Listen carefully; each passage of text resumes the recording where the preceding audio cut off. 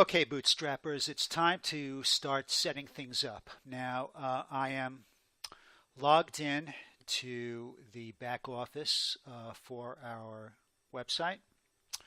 What I like to do is I like to do things in order, but in this case, I prefer to start near the bottom. We go down to Settings, hit that tab. We see all of the subsets. Now, we're starting with the General tab, and if you recall, the only change that I made in the last video was to put in our website email address, mail@prepperhero.com, the one that we had previously forwarded to our main email address.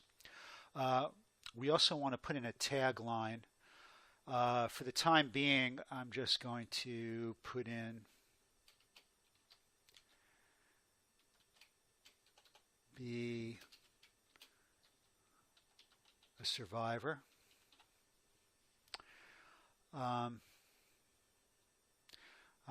made the change to the common time zone. Now, the only reason for putting in the accurate time zone is so that WordPress will give you an accurate reading of the time of all of your posts.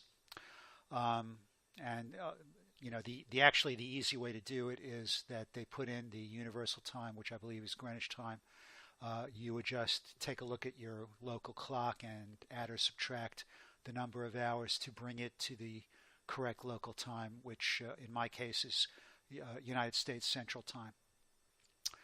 I don't make any changes on the date or time format or the beginning of the week, so we will then go on to the next category, which is the writing category.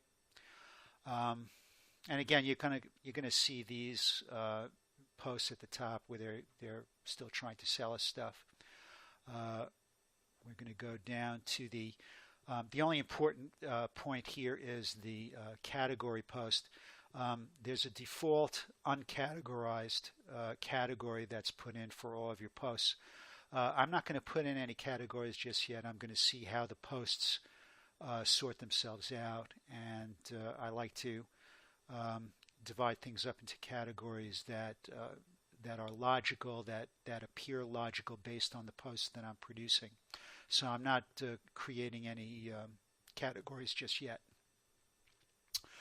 Okay, so next item is the reading section of the settings. So the blog pages will show at most 10 posts. That means that as you produce posts, they're only going to show the current post and the previous 9, and then you have to hit a button that says go on to the next page. Each article is full text. All right, now this is extremely important, so pay attention. If you do nothing else, go to Search Engine Visibility, untag where it says discourage search engines from indexing this site. We may not have much luck doing SEO. SEO stands for Search Engine Optimization with Google, but you certainly don't want to have this box tagged, which will make your odds of any search engine optimization impossible. So just go to this tag and untag it. This is the default setting. Just untag it. Save changes. Remember to always save changes. Next is discussion.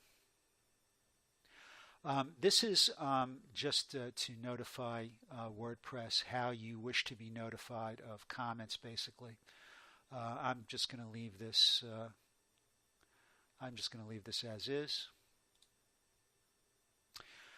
Media, when we put in our PNGs and JPEGs into our post, this gives us an idea of the pixel size for thumbnail, the pixel size for medium, and the pixel size for large.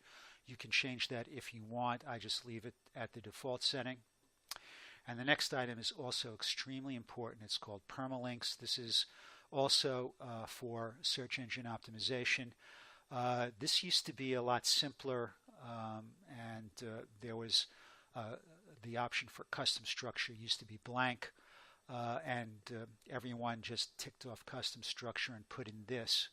So WordPress finally caught on and put it in as a default option, which we are going to use. We are going to click custom structure, and what this says, I imagine it's some HTML, hypertext markup language code for whatever the name of your post is. It comes after the it will come after the domain name, which makes it easier for Google to search, for the Google bots to search for it. Makes it easier to optimize. And remember to always hit Save Changes.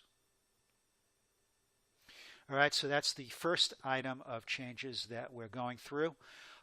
Where in the next video we're going to start more from the top and make changes as we go down the list. See you then.